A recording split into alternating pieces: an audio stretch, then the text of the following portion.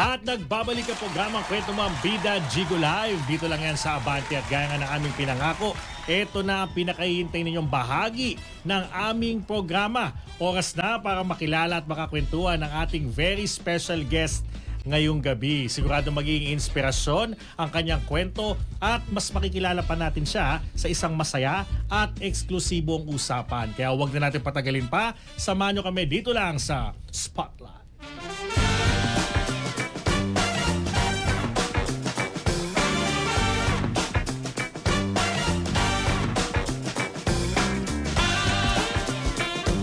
Aba, mga kaabante, syempre, no, sabay-sabay natin kilalanin, no, young actress, uprising young actress na si Yvonne Valencerina. At syempre, isa rin siyang awardee no, ng Philippine Young Faces of Success 2026. Syempre, pinamumunuan niya ng awards guru Sir Richard Hiniola, di ba? Talaga naman. So, Yvonne, welcome sa Jigo Live.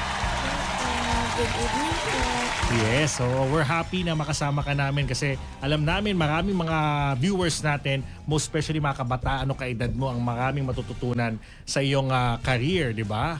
Oo. So, share ko lang, no? Si Yvonne ay may sinat pero grabe talagang go na go siya. Talagang di nyo mahalata, no? Na siya ay may nararamdaman dahil napaka gusto niya talaga niya kanyang ginagawa dito sa industriya, di ba? Talagang super inspired and very supportive ang kanyang buong family, di ba? How does it feel na gusto mo itong ginagawa mo then your family is always in your back?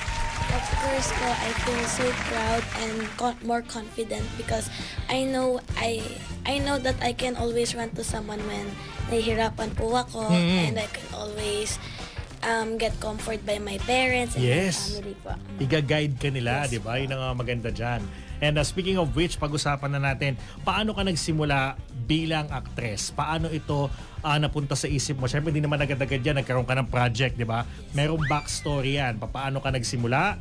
Paano mo ito pinaalam sa mama mo, di ba? Paano ka pinayagan? Kwento mo sa amin step by step. Makikinig kami sa iyo, Yvonne. Starting po nung bata pa po ako, mga 4 years old or 5 years old, nakikita po ako ni Mommy na kinukuha ko po yung heels niya, makeup niya, any accessories Hindi ka po. natatakot madapa? Mataas yung heels. Sanay na po ako Okay. since bata pa po. And then, nakita po ni Mommy na may potential po ako. And si Papa naman and Daddy naman po, support din naman po kay Mommy. So, in-enroll po ako ni Mommy sa mga photoshoot, workshop po. And I slowly got opportunities to work with different brands and events po. Wow, oo. So itong pagpasok sa workshop, kinonsulta ba niya sa'yo na anak, since naniniwala ako na gusto mo to at kaya mo to, isasalang kita sa mga trainings and workshop, ano naging reaction mo doon nung nag-uusap kayo? Naging masaya po ako kasi... Yes lang yung sagot mo, hindi ka kinabahan? Yes po. Grabe, no? Kasi may iba na parang nahilig, pero pag nandyan na yung opportunity, kakabahan. Pero ikaw never ka nakaramdam ng kaba? Nakaramdam po. Okay. Since bata pa po. And then, nakita po ni Mommy na may potential po ako. And si Papa naman and Daddy naman po, support din naman po kay Mommy. So, in-enroll po ako ni Mommy sa mga photoshoot, workshop po. And I slowly got opportunities to work with different brands and events po. Wow, oo. So itong pagpasok sa workshop, kinonsulta ba niya sa'yo na anak, since naniniwala ako na gusto mo to at kaya mo to, isasalang kita sa mga trainings and workshop, ano naging reaction mo doon nung nag-uusap kayo? Naging masaya po ako kasi... Yes lang yung sagot mo, hindi ka kinabahan? Yes po. Grabe, no? Kasi may iba na parang nahilig, pero pag nandyan na yung opportunity, kakabahan. Pero ikaw never ka nakaramdam ng kaba? Nakaramdam po. And lagi po ako sinasabihan ni Mama, huwag kang kabahan kasi kayang-kaya mo yan. Grabe, ang sarap naman sa feeling nun. Mas lalo mo pang ginagalingan kasi Yes po. alam mo hindi ka pwede nga mag-fail. Although wala namang masama mag-fail o magkamali. Pero Yes. lagi mo binibigay 100% mo because your mom is always there, di ba? And Daddy po. Ayun, mommy and daddy. Baka natin. Oo. At syempre, eto, no, sino ba yung mga unang hinahangaan mo sa showbiz industry na sa tingin mo nakatulong kung bakit nagustuhan mo yung pagiging artista? First of all, si Ate Catherine Bernardo po. Okay? She's so pretty and good at acting po. Kahit po scary, bagay po talaga siya sa lahat ng movies po. And I wanna be like that po. Syempre naman, manifest natin yan that eventually you will be the next Catherine Bernardo or the first Yvonne Valencerina. Wow! At maganda rin pag-usapan, ano yung mga unang palabas niya na pinanood mo na na-inspire ka na you're hoping one day na magagawa mo rin yon. Lagi po kasama si Kuya Daniel Padilla. Mga po. Katniel Yes fan po. ka pala talaga. Oo. Ano yung mga projects na lang gustong-gusto mo? Madami po. Lahat po halos ata. yata napanood mo na, Yes no? po. Oo. Madami po. So nalungkot Lahat ka nung di na sila love team? po. Yes po. Joke lang. Hindi, pinulsuhan lang natin. Siyempre, karamihan naman sa atin nalungkot, di ba? Pero siyempre, ganun lang yun. It's business. Malay mo, di ba? Next year, mag-reunion na movie yan. Panigurado, manonood ka na naman nun. Yes po. Correct. Oo. So, eto, no? Ano yung di mo malilimutang project o ginampan ng role na nagawa mo so far sa iyong career? The project that I will not forget po is Teen Journeys po. Okay. Because that movie po made me feel that I can do everything and in my character po, it's really me po. Like, Parang- so yung pangalan mo dito is sa movie Von na to? po. Si Von. Von, Then, ano yes. yung character ni Von na nagustuhan mo kaya parang nadalian ka kasi ikaw na ikaw? Ano yun? Puro tawa po, makulit po, overprotective, and bubbly po. Ayan, no? So, syempre, parang ang dating nito, naging madali sa'yo because ikaw na yon. Yes Kayang-kaya po. mo yung character. Yes po. Oo. Then, particular project na di mo malimutan din. Yun na yon. Yes po, Teen Journeys po. Kasi first ko po. Ayan, no? Siyempre, Yes pagka first, andun lahat, di ba? Yes po. Yung kaba, excitement, then nakakatuwa kasi nagawa mo. Yes po. Mm-hmm. With my family by my side po. They always remind me to work hard po and don't give up to chase my dreams po. Talaga naman. Yun naman talaga dapat yun. Talagang kailangan na eyes on the prize. Parang ganyan. Na parang di ka titigil hanggat di mo na-achieve yung iyong pinaka-goal. Oo, di ba? So, syempre nakakapagod din yung mga shooting, di ba? Yung mga pagkabisan ng lines. Ano yung pinaka-challenging sa'yo doon na parang somehow akala mo di mo kaya pero nagawa mo? Yung pagiging atleta po, pagiging artist and estudyante po. Kasi po yung parang time ko po, parang wala pa akong time na magpahinga. Pero na-manage ko naman po at nasanay na po ako. Ang galing, di ba? Kasi alam mo, pagka na-manage mo yung mga bagay na akala mo hindi mo magagawa, ibig sabihin nun, talagang buo yung puso mo to be successful in whatever Yes. craft na gusto mo or career na gusto mo pasukin. Balikan lang natin itong pagiging athlete mo as a swimmer, no? Kailan mo na-discover na may capability kang maging swimmer, maging athlete? Kailan mo na-realize yan? Actually po, yung papa ko po nakapag-realize po. Sa tubig po, di po ako takot tumalon, malunod, kasi Grabe, kaya-kaya ko daw po. Parang nating maliit ka pa, pero kahit malalim, parang kaya mo mag-float Opo, kami automatic. po ng mga,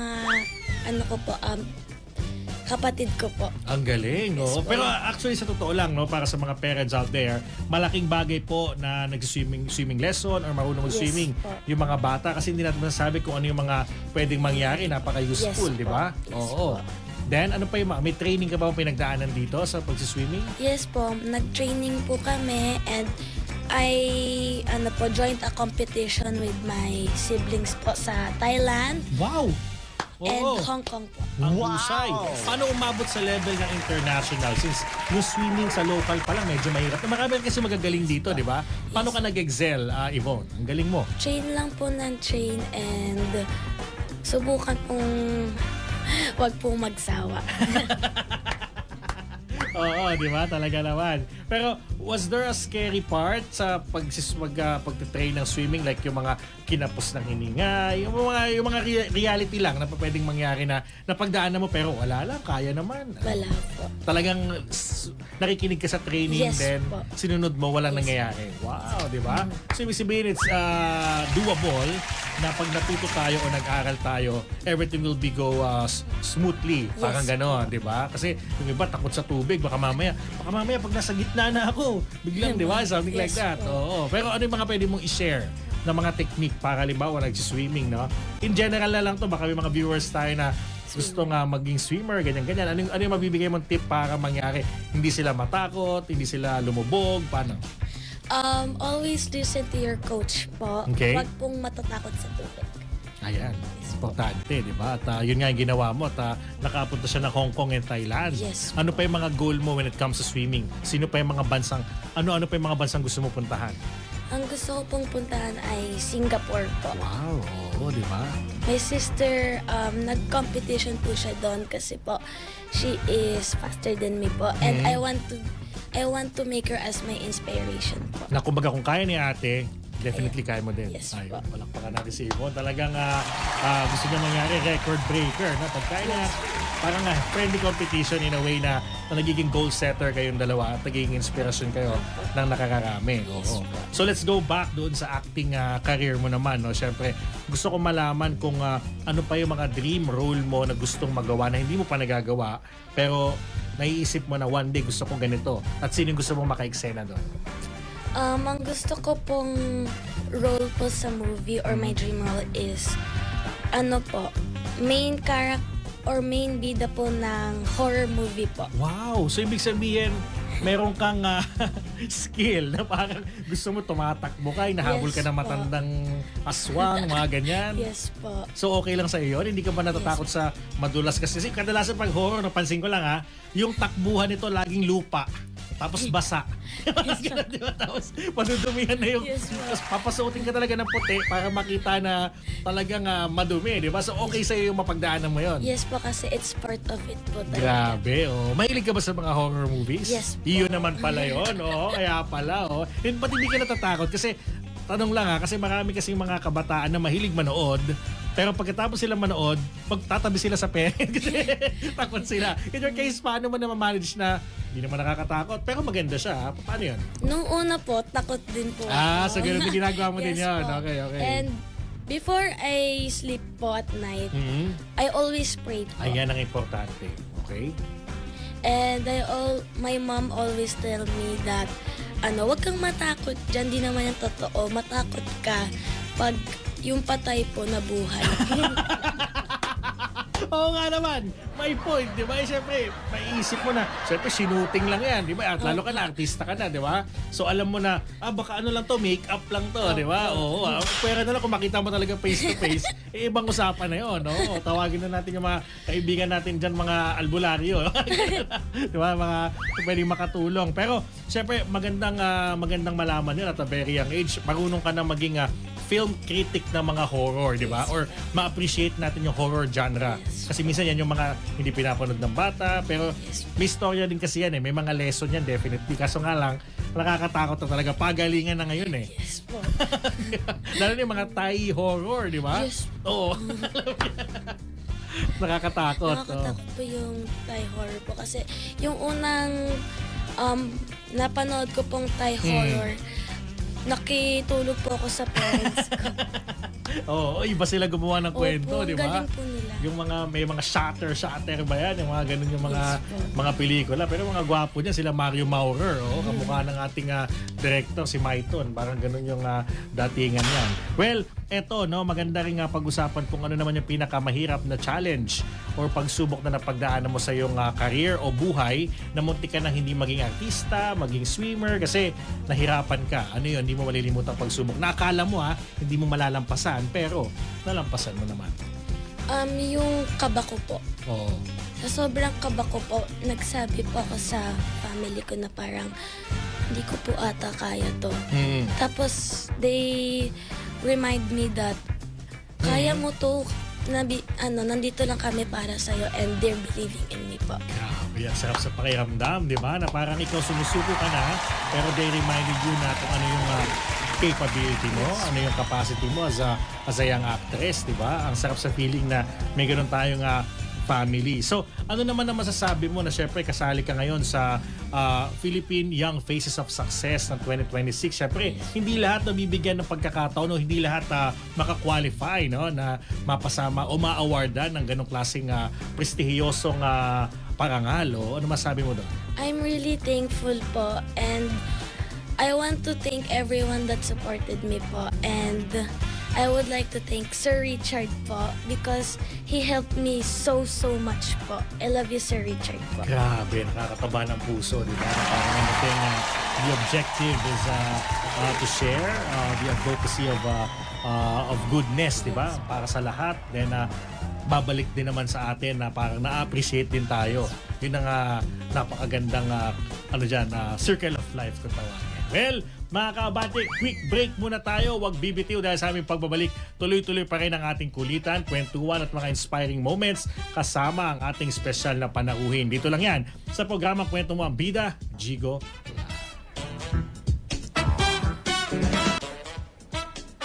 At nagbabalik ang programa Kwento Mo ang Bida, Jigo Live. Mga kaabante, dumako na tayo sa ating ikatlong bahagi ng ating programa. At ngayon mas nakilala na natin ang ating special guest. Oras naman para ipakita niya ang kanyang talento at kakaibang galing. Handa na ba kayo? Dahil oras na para sa ating Pakitang Gilas.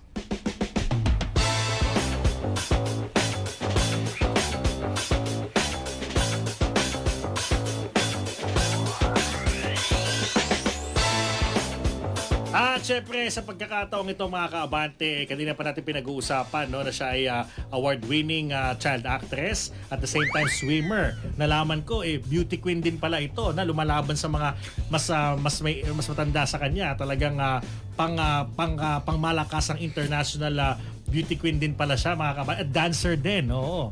Sa G-Force. Wow! Parang pangkalahatan. Siyempre, dahil nga may lagnat siya, hindi natin siya mapapasayaw ng mala G-Force dito. So, siyempre, ingatan din natin ang kanyang kalusugan. At siyempre, dahil wala naman tayong swimming pool, hindi natin siya mapapaswimming dito para maipakita yung kanyang husay no? sa paglangoy, di ba? At yung sa Beauty Queen naman, maiksi ang ating stage para maipakita ang kanyang husay. Pero pag-uusapan natin yan pagkatapos ng ating talent portion. So sa madaling sabi, pa-actingin natin siya dito at nag-request pa siya. Gusto niya, maka-eksena daw ako dito sa aming acting skit. O sige, Yvonne, ibigay mo na yan at sasakyan ko ang iyong acting skit. Okay, action! Tatay, nakauwi na po akong galing school. Oh, buti naman at nakauwi ka na. Kamusta ka? Okay lang po. Ikaw po. Okay lang din, anak. Anak, Bakit po, tay? may gusto sana akong aminin sa'yo eh. Sige po. Napansin mo nung naghiwalay kami ng nanay mo, wala nang pumalit. Ang totoo nun, hindi sa ayaw kong mag-asawa ulit. Anak, sana wag mo babago ang paningin mo kay tatay. Ang totoo niyan kasi, lalaki din ang hanap ni tatay. Wow! Tatay, kahit ano ka po man, kahit kahit Mahilig lalaki, yun.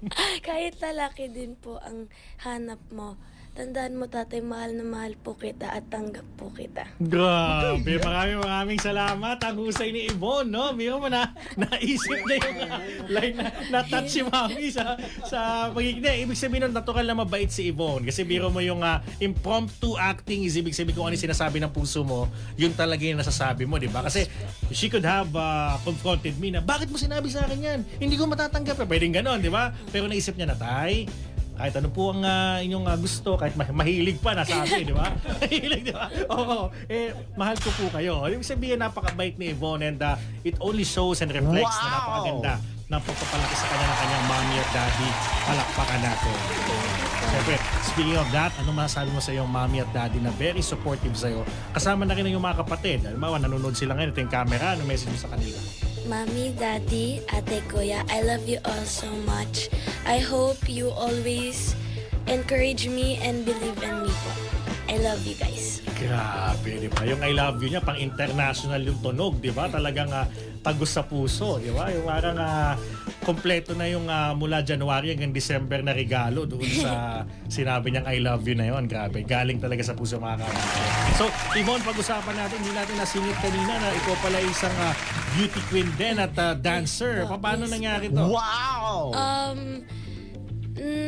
May nakita po akong post po sa social media. Mhm. Naghahanap po sila ng mga gusto pong sumali sa pageant. Okay. Miss Homeland Philippine po. Mhm. And sinabi ko po kay Mami, Mami, gusto ko po mag-audition dito. Sabi niya, sure ka? Sabi ko, opo. Kaya mo? Sabi ko, kayang-kaya ko po. So, tumawag po sa akin and nag-audition po ako with the Q&A portion po yung tanong po sa akin. And pagkatapos po nun, nakasali po ako sa pageant. So, habang po siya, habang preliminary po, Yung unang round, Yes parang po. ganyan, di ba? Oo. naiyak po ako sa kaba. Oo. Tapos, nalaman po ni Mami at kinomfort niya po ako. Sabi, anak, kahit kabahan ka, always do your best. We believe in you. Madaming nanonood sa'yo ngayon. Oo. And na-touch po ako and ginalingan ko po talaga hanggang sa competition po mismo with the Q&A portion po. Nag-Q&A po ako and nakita ko po madami pong nagsusupport sa akin, so yung confidence ko po lalo pong tumaas. And after that po, I did my best and then nanalo po ako ng first runner-up in Miss Homeland po. Ang nakakagulat kasi nito, hindi mo kaedad yung mga Yes. kalaban mo, di ba? Oo. Kumbaga yung feeling nga lang na makasali ka na doon is always panalo ka na the mere fact na makonsider ka. Pero yung nag-first runner-up ka doon sa category na parang kahit sino pwedeng sumali, sometimes medyo mahirap yun. Dahil syempre, pag medyo mas dalaga sa'yo, di ba, iba na rin yung ayos nila. Yes, Ikaw, you gotta be safe kasi mas bata ka, di ba? Oo. So, para manalo ka, ibig sabihin, you've done something extraordinary. Paano yun? I trained po to answer the Q&A portion po like every day po. And I talk myself sa mirror po. Kinakausap ko po sarili ko. And inaayos ko po yung mga post ko, yung mga lakad ko po at naghahanap po ako ng mga inspiration po kay Ate Catriona Gray po, Yes, my idol. Di ba? Catriona Gray, no? If ever nanonood si Catriona Gray na isa pala sa mga inspirasyon mo sa pagsali sa mga beauty contest, ano masabi mo kay Miss Catriona Gray? Hi po, Ate Catriona. I just want to say that in my modeling career, you helped me pursue my dreams po. I love you po. Yes, talaga naman. Oo. Ako din, may message din ako kay Catriona. Tingnan lang. Kat talaga yung nakala mo closer. We hope sana ma-invite ka din namin sa Jigo Live in the future. No rush Sana mapagbigyan mo lang kami kasi request yan ng aming mga pro. At syempre lahat ng mga kaabante natin worldwide. Ayun, diba? Syempre icon yan, di ba?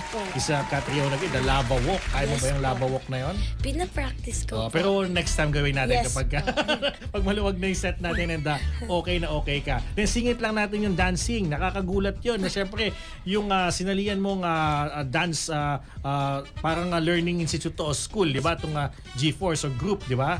Oo, nagtuturo sila ng sayaw sa Yes mga po. kabataan. They're not just ordinary dancers. Sila yung mga dekalibre nating mga dancers sa bansa. So, paano ka nasali dito and how was the experience? It first started po in 2024. Mm-hmm. In-enroll po ako ni Mami sa dance class po ni Teacher Ram. Mm-hmm. The first hip-hop po. And Yup. nakita niya po na nag-enjoy po talaga ako. Mm-hmm. So, sinali niya din po yung ate ko at nag-G-Force project po kami. Wow. Yung malakihang Mhm. sayaw po. With ang dami pong dancers. And dahil po dun, sabi po kay mama na, Mami, gusto ko din pong maging katulad nila, yung mahuhusay pong dancers. Eh si ate naman po, gusto niya pong maging mas malakas na swimmer po. Oo. So, nag-start po ako sa 2026 po ulit. Nag-stop po ako for 1 year dahil po sa athletics. Oo, syempre, hindi man Yes pwedeng po. pare-parehas yan, di ba? Yes Oo. po. And I got an opportunity po to audition po sa trainees program, the one that I always dream in dancing po. So I auditioned po and waiting for results pa po. Yes naman, oo. At syempre, curious lang ako, ano yung pormahan mo nito? Maluwag na t-shirt? Mga ganun. Mga Kasi di ba, you gotta be comfortable, di ba? yes Pagka po. sasayaw. Oo. Streetwear po. Mga rubber Baggy shoes, po, mga ganyan, opo. baggy pants. Yes po. Makikita natin si Yvonne na different level. Syempre, ibang level ng sayawan yan, no? At syempre, Yvonne, no, bago tayo magtapos, alam alam ko magaling ka sa mga Q&A. Feeling ko, baka katatapos mo ng maligo, si mami mo nagtatanong na. So, what is the ganyan-ganyan? Nasasagutin na. Baka gano'n yung training nyo, ha? Meron tayong mini-game, magka mag-alala. At sa mga viewers natin, eto na nga, dumako na tayo, no? Sa pinakahuling bahagi ng ating programa. Handa na ba kayo harapin ang katotohanan dahil oras na para balasahin ang mga baraha at alamin kung ano naghihintay sa ating espesyal na bisita. Walang iwasan, walang atrasan dahil dito, Maril Talk ka.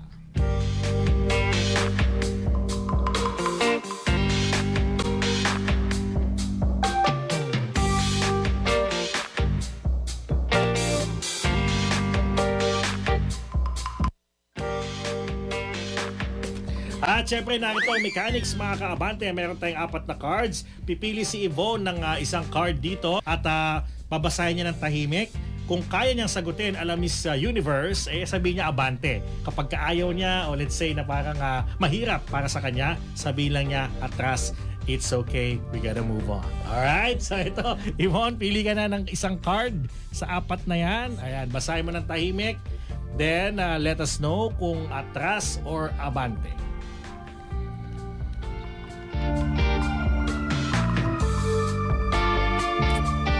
Atras or abante? Atras po. Tingin niya. Kasi mabait ka so malabo to. Isa pa, last na. Ayan. Gets naman yon kasi kung mabait siya, hindi niya masasagot to eh. Ayan, atras or abante? Ina-analyze niya siyempre, beauty queen yan. Kailangan masagot niya kung kaya niya. Kung hindi, okay lang naman. Abante po. Ay, grabe. Nakaka-tense ha. Ano kaya ito? Ba't siya napa-abante, no? Nasahin natin. Ayun, okay. So, ang katanungan natin na inabante mo would be, sa paanong paraan ka madalas nakakaramdam ng disrespect? Or should I say na parang nababash ka or hindi ka gusto? Sa paanong paraan mo nararanasan yan? Kung naranasan mo na. I believe po nung una ko pong nag-start sa pag-acting ko, madami pong nagbabash po sa akin sa mga comments. But I do not mind them po. Kasi po, that doesn't mean that I should stop po. Tama. And leave whatever is nangyari na po sa akin. Kasi it can be a reason for me to shine even more po. Tama. Yes, Oo, di ba nga yung diamond, di ba talagang sinasaktan yan para maging makuha yung Yes, perfect version niya, di ba? Ganun yun. At syempre, yung mga nagko-comment na yan, if you're gonna think positively, no? The mere fact na nag-effort sila na mag-type doon Yes. at inisin ka at asarin ka, ibig sabihin, pinanood ka pa rin nila. So, you're still worthy na mapanood. So, Yes. what more kung galingan mo pa, di ba? Yes, Yun ang pinaka-the best. At lahat naman nagsisimula sa hindi agad magaling, di ba? O, napakaganda ng mindset ng batang ito. Hindi ko na-reveal ang kanyang age, baka ma-shock kayo. Pero grabe yung thinking niya, no? Talagang mature at talagang di ako magugulat na one day siya gonna headline international scene. So, Yvonne, ito yung camera, tingin ka. Batiin mo lahat ng gusto mong batiin, pasalamatan, i-promote lahat ng dapat i-promote. Go ahead, the floor is yours, Yvonne. First of all, I would like to thank my family po, my lolo and lola. Thank you for watching me in every social media po and supporting me. To my mommy, daddy, ate, kuya, I love you. Thank you for always supporting me and everywhere in swimming, modeling, and acting and dancing. I would like to thank my friends, my cousins, and my teachers, Sir AJ and Ma'am Alea. I would also like to thank Sir Richard po for helping me po to reach whatever I can reach po. And I would like to invite you po to watch me in July 30 po in my movie po. Wow! The upcoming movie, Yes no? po. Yes. So, Wow. may title na ba to o bawal pa sabihin? Twin Journeys po. Ayun na yun, no? So ito na Yes yun. po. Kasi ilalabas na siya at dapat suportahan natin, no? Si Yvonne dito, mga kabante. Siyempre, on August 1 pala, you're gonna be also in the Philippine Young Faces of Success 2026, di ba? Yes po. Ayan, oo. So suportahan natin si Yvonne, mga kaabante. Palakpakan natin siya. Marami tayong natutunan, no? At marami siyang na-inspire, definitely, na mga kabataan natin dyan worldwide. At dito na nga nagtatapos ang ating masayang kwentuhan ngayong gabi. Mapapanood kami Lunes hanggang Biyernes alas 9 hanggang alas 10 ng gabi dito lang sa DWAR Abante Radio. Maraming salamat sa inyong walang sawang pagtutok, pakikijoin at pagbibigay ng good vibes sa buong programa. Sana may mga kwento, aral at inspirasyon kayo nakuha mula sa ating panauhin at naging sa ating usapin ngayong gabi. At sa ating mga susunod na episode, pinapangako ko na mas marami pa tayong mga kwelang usapan at mas maraming inspirasyon na naghihintay sa inyo. Lagi niyo pong tandaan na bawat kwento ay may kwenta at bawat tao ay may sariling bida. Muli, ako po ang inyong lingkod, Jigo Postolero, para sa programa Ang Kwento Mo Ang Bida. Ito po ang Jigo Love. Yvonne in the house. Thank you, Yvonne. So